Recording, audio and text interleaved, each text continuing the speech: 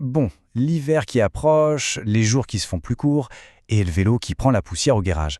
Et c'est une frustration que connaissent bien tous les passionnés de cyclisme, n'est-ce pas? Et si, finalement, la solution pour continuer à pédaler toute l'année se trouvait juste à la maison? C'est justement ce qu'on va décortiquer ensemble aujourd'hui. Ah, ce fameux dilemme. On a envie de rouler, mais voilà. Il pleut, l'agenda est plein à craquer ou il fait déjà nuit noire à 17 heures. On est tous passés par là. C'est frustrant, c'est clair. Mais heureusement, il y a une solution qui en plus est devenue de plus en plus intéressante avec le temps. Et cette solution, c'est quoi? Le home trainer, bien sûr. Alors, le principe est super simple en fait. On prend son propre vélo, on vient fixer la roue arrière sur un support spécial et hop, le salon se transforme en terrain de jeu. L'idée, c'est de retrouver les sensations du vélo, mais bien au chaud, à l'abri. Allez, c'est parti. On attaque la première section, le point de départ. Alors pour bien commencer, on va regarder ce qui se fait de plus accessible.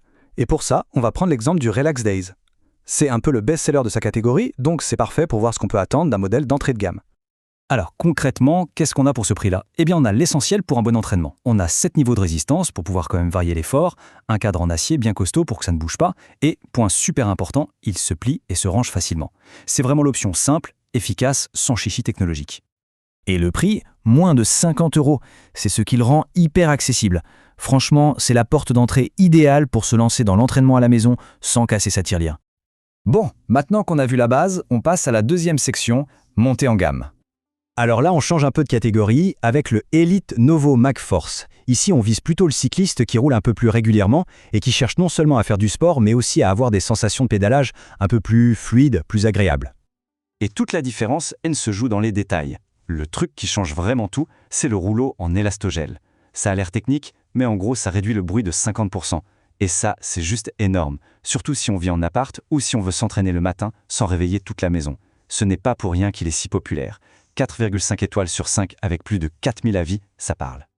Ok, attention, maintenant on entre dans la troisième section. Et là, on parle de la véritable révolution, le home trainer intelligent. Et pour illustrer ça, on va prendre l'exemple du Wahoo Kicker Core. Avec ce genre d'appareil, on arrête de juste pédaler dans le vide. Non, là on entre dans un tout autre monde, un univers interactif où l'entraînement devient une vraie expérience immersive. Alors qu'est-ce qu'il a de si intelligent? Eh bien, tout est dans la connectivité. Imaginez un peu, l'appareil est connecté à une application comme Swift par exemple. On est en train de grimper un col virtuel dans les Alpes sur son écran, eh bien le home trainer va durcir la résistance tout seul, automatiquement pour simuler la pente. C'est simple, on a l'impression d'y être. Donc ce qui change absolument tout, c'est ça. La résistance n'est plus manuelle, elle est gérée par l'application. Et en plus, il y a ce qu'on appelle un volant d'inertie de 5,4 kg. Ça recrée la sensation d'élan qu'on a sur la route, c'est hyper réaliste. Et bien sûr, avec la connexion à des mondes comme Zwift, on peut faire des entraînements super précis, basés sur la puissance, ce qui est la donnée numéro 1 pour progresser.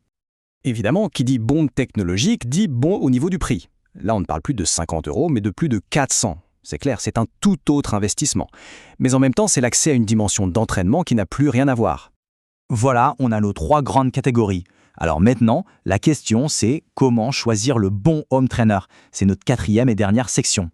Ce tableau y résume tout parfaitement. Quand on regarde de gauche à droite, on voit vraiment l'évolution. On part d'une résistance manuelle pour arriver à de l'automatique. Les sensations de route, de basique, elles deviennent hyper réalistes. Et l'interactivité, d'inexistante, elle devient totale. Du coup, le choix se dessine assez logiquement selon les priorités de chacun. Le budget d'abord avec le Relax Days, un peu plus de confort et de silence avec l'Elite, ou alors le grand jeu de la performance et de l'immersion avec le Wahoo. La toute première question à se poser, c'est évidemment celle du budget. Combien est-on prêt à investir? Ça dépend vraiment de l'engagement qu'on a et de ce qu'on attend de ces entraînements à la maison. Ensuite, et c'est super important, quels sont les objectifs? Est-ce que c'est juste pour garder la forme l'hiver, faire tourner les jambes de temps en temps, ou est-ce que le but, c'est de suivre un vrai plan d'entraînement pour progresser, avec des données précises comme la puissance pour analyser ses performances? Et enfin, dernière question, celle de la motivation. Est-ce que l'idée de s'immerger dans des mondes virtuels, de rouler avec d'autres gens en ligne, c'est quelque chose qui parle? Pour beaucoup, c'est ce qui fait toute la différence pour rester motivé et surtout pour y prendre du plaisir. Alors, au final, quel sera le bon partenaire d'entraînement? En répondant à ces quelques questions, le choix devient beaucoup plus simple. Le but, ce n'est pas de trouver le meilleur home trainer du monde, mais de trouver celui qui est parfait pour soi, pour ses propres envies et ses objectifs. Comme ça, on est sûr que les pédales continueront de tourner, peu importe la météo dehors.